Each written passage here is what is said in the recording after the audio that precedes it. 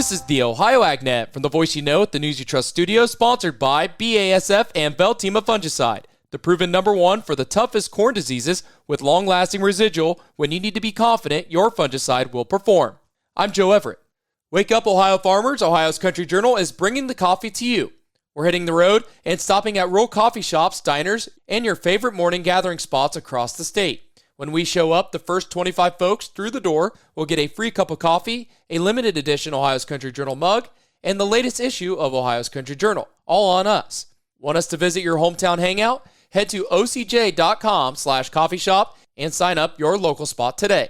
Ohio's Country Journal, your source for Ohio farm news. Now we check in with Brianna Smith for this week's Between the Rows. It's time for a Between the Rows update. Between the Rows is sponsored by Seed Genetics Direct, the #1 fastest growing and largest Ohio-based independent seed company. Let's check in with Matt Hartong of Summit County. We did manage to get some corn in the ground here the last few days. We're kind of trying to get ready for anything that we could potentially do next week, and hopefully we'll kind of cross that halfway mark next week with everything that we're planning on doing. Now let's hear from Greg Ramsey in Ross County. It's been dry, unusually dry for May, but everything has come out of the ground. Fields are looking really good. We got a half an inch of rain 2 nights ago, which has really made a big difference. And I think the corn's going to really jump and things are going to start filling in. So as of right now, I'm trying to actually, literally at this moment, I'm sitting in the tractor side dressing corn, trying to get a little bit done before we get our next round of rain, maybe today. Read the full Between the Rows update online today at ohioagnet.com. Reporting for Ohio's Country Journal and Ohio AgNet, I'm Brianna Smith. Hey, thanks, Brianna, for that update. It's now time for today's weather, which is brought to you by Seed Consultants. Simply better performance online at seedconsultants.com.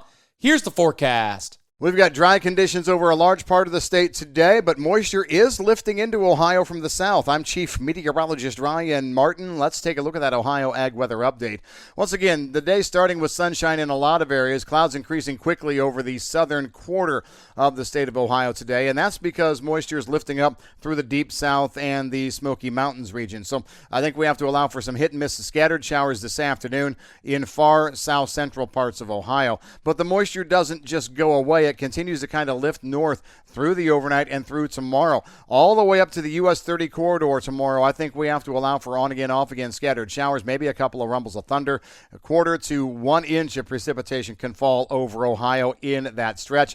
And then it all sags south and goes away. We are dry over the entire state for Thursday, right on through the weekend and through most of next week. Maybe some heat-based thunderstorms next week on a pop-up scale, but nothing dramatic. I'm Chief Meteorologist Ryan Martin. Hey, thanks, Ryan. Applications are now open for Ohio's 2026 Growing Tomorrow Grant program, offering up to $100,000 to help young farmers and ag entrepreneurs launch innovative ag businesses and community-focused projects.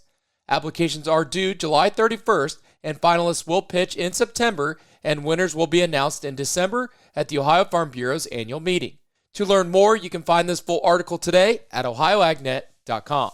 Now we check in with our own Dusty Sonnenberg, who gets an update on spring planting challenges. Joining me today is Amanda Schwartz. Amanda is a technical agronomist for DeKalb Asgrow. Amanda, an interesting spring once again. As farmers are looking at their fields, what are some of the challenges they're seeing, especially for those younger seedlings? Yeah, absolutely. The challenge continues, that's for sure. So with some of those colder, wet soils, we're looking at increased risk of Pythium and Fusarium seedling-borne diseases. They, attack the weakened seeds, which result in higher instances of root rot, seedling blight. Those seed treatments do protect against some of those things, but seed treatments are usually only good for 10 to 14 days. A lot of this corn crop is taking more than 10 to 14 days to get out of the ground due to the unusually cool weather we've experienced. Well, as we look across the state, some folks in very much a delayed planting situation, others potentially considering replant. What conversations are you having with growers? Yeah, I guess the one question I'm getting the most is, do we need to change maturities of of our corn? And I would say no. Usually a good rule of thumb is just stay the course until June 1st. And after June 1st, speak with your ag advisor and get a good plan. If you want to make some changes, think about that. As far as seed treatments go, I would highly encourage you to continue treating your soybeans. Some of these wetter soils are going to be more challenging on young seedlings, of course. My guest again today is DeKalb Asgrow technical agronomist Amanda Schwartz. Reporting for the Ohio AgNet, I'm Dusty Sonnenberg. Hey, thanks, Dusty. Now at OhioAgNet.com, this week's Ohio AgNet podcast, the focus is on helping the next generation of agriculture get set up for success. Learn more about the Growing Forward initiative from Farm Credit Mid-America, a program designed to help young, beginning, and small farmers gain access to sound credit and individualized financial programs to help grow their operations. Plus, rural communities across Ohio continue to face unique challenges from infrastructure to economic development. USDA Rural Development Ohio Director Charles Tassel joins the conversation to discuss how USDA Rural Development is working to improve the quality of life for rural Ohioans and strengthen rural communities across the state. Again, this week's podcast can be found today at OhioAgNet.com. Stay tuned. We'll be back with more as the Ohio AgNet continues. Hi, I'm Tyler Miller, a soybean farmer from Crawford County. When I grow soybeans, I'm not just raising a crop, I'm creating fuel at home. Biodiesel adds nearly $2 to our bushel price and strengthens our energy independence. If you're not using biodiesel on your farm, now's the time. If you're not sure how to get it, ask your local fuel supplier. Ready to turn last year's crop into this year's fuel? Learn more at soyohio.org. This message is brought to you by Ohio soybean farmers and their checkoff. Be aware, ticks are there. As you head outdoors, remember to avoid tall grass, wear light-colored full-coverage clothing, and use EPA-registered repellent. Be sure to thoroughly check for ticks after you head in for the day. If you find any ticks, remove them carefully with tweezers and watch for symptoms such as fever, headache, or rash. For more information on ticks and tick bite prevention, head over to ohio.gov/ticks. Welcome back on the Ohio AgNet. I'm Joe Everett. When we go to the grocery store, we see that meat prices are still on the rise, but despite that, U.S. meat consumption is still increasing. We get an update from Ty Higgins on today's featured audio. A new market intel report from American Farm Bureau says demand for meat remains strong heading into summer, despite tighter cattle supplies, disease concerns in livestock, and ongoing inflation pressures. Visiting with AFBF economist Bernt Nelson today to talk about what consumers are seeing at the meat counter and what it means for farmers in 2026. And Bernt, your latest market intel report says Americans are eating more meat than ever. What's the data telling us for beef demand? Prices for beef have been setting records now for really the past couple of years. Yet our demand has been stronger than ever, and that's been one of the biggest drivers in this market. This increased demand really goes back to the COVID-19 shutdowns.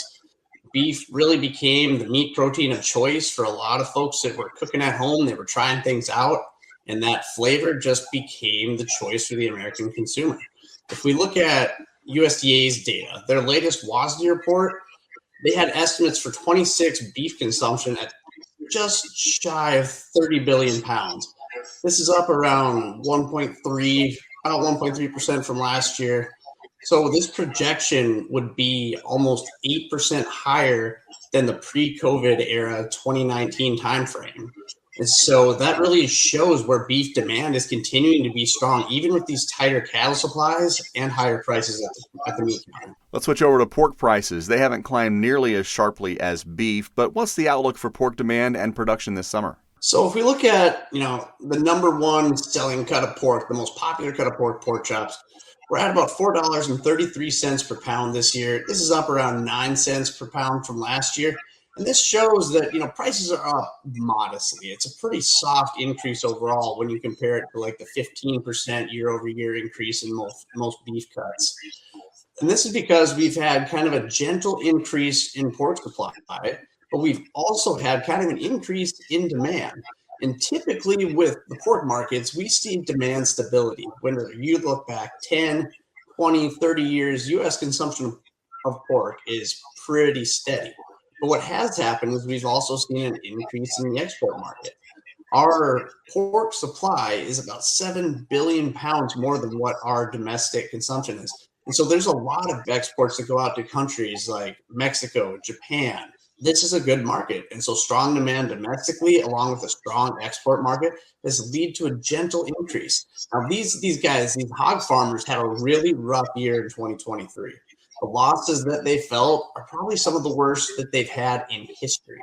Now, in the last year or so, there's been some recovery, and it's been slow and gentle. The profitability has been there. But the curious thing about this comes in the last Hogs and Pigs report. We had a smaller breeding herd for our hog farmers, yet our production is up a little bit. So we're producing more with less. This shows the increase in production efficiency that our hog farmers have had. And they've faced some fairly serious disease pressures over the last couple of years. We have our porcine reproductive and respiratory virus, the PRRS virus. This causes a lot of problems with both farrowing sows and the piglets afterwards. And so they've managed to navigate these disease pressures and get more from less, even with these difficulties. And chicken continues to be the most affordable option for consumers.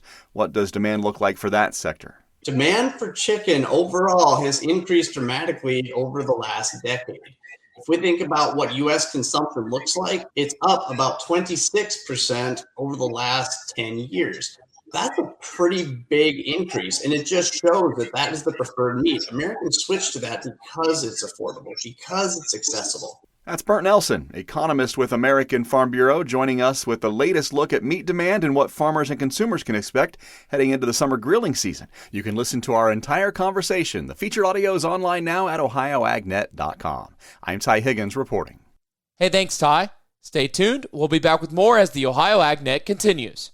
Looking for heavy equipment but don't know where to buy? Purple Wave Auction has you covered. Always online and always no reserve. It's your destination for construction or ag equipment ready to work. We even sell semis, trailers, and fleet equipment for your operation. Best part? It's free to join. Head to purplewave.com. That's purplewave.com. Sign up for a free account and start bidding today. Purple Wave Auction, the easiest and most straightforward way to buy and sell equipment. Wake up, Ohio farmers! Ohio's Country Journal is bringing the coffee to you. We're stopping by rural coffee shops, diners, and your favorite morning gathering spots across the state. And while we're there, the first 25 folks through the door get a free cup of coffee, a limited edition Ohio's Country Journal mug, and the latest issue of OCJ, all on us. Want us to visit your hometown hangout? Head to ocj.com/coffee shop and sign up your local spot today. Brought to you by Leist Mercantile and Ohio's Country Journal, your source for Ohio farm news. Welcome back on the Ohio AgNet. I'm Joe Everett. It's now time for today's market analysis, which is brought to you by the Louis Dreyfus Company. Excited to bring the brand new soybean crush facility to Upper Sandusky, Ohio. Learn more about marketing your soybeans with LDC at 574-566-2113. Here's Ryan Martin. Grain markets were closed yesterday in observance of the Memorial Day holiday. We get back at it here today with a full day of trade all the way through. Now, question is, what will the markets pay attention to today after a relatively sluggish finish to last week? Not much risk wanted to get into the marketplace for Thursday and Friday, low volume trade ahead of the weekend. So they come back, more trade getting back in. What are the key focal points I think this week? Weather is issue number one. Large upper level ridge creating a couple of week dry down over the heart of the Corn Belt, central and eastern locations. Now, little caveat here, we've got some moisture lifting up into Ohio and even Indiana later today and tomorrow, but then for the rest of the next 2 weeks, probably into the week of the 8th, we do not see much more than pop-up shower and thunderstorm action over the eastern and central Corn Belt. That's going to lead a lot of folks to say, hey, we need a rain, but it also should advance planting progress quickly to the done mark. I'm Ryan Martin. Hey, thanks, Ryan. Now let's take a look at your overnight trade brought to us by Seed Consultants. Simply better performance online at seedconsultants.com. Well, things all in the red in Chicago. Let's start off with July corn, 458.5, down 4 3/4. September corn, 465 1/4, down 4 1/2. As we turn to soybeans, July, 1190 1/4, down 6 1/4. August soybeans trading down 5 3/4 to 1189 1/4. And July wheat, 638.5, down 7 3/4. As we turn to livestock from Friday's close, June live cattle, 249.30, up 15 cents. August live cattle up 25 cents to $239.60. As we turn to lean hogs, June 95.75 up 62 cents. July lean hogs $100.40 up 37 cents. September feeder cattle $346.90 down $6.47. October feeder cattle $343.62 down $6. Thanks for joining us and have a great morning, everyone. I'm Joe Everett, and you're listening to the Ohio AgNet.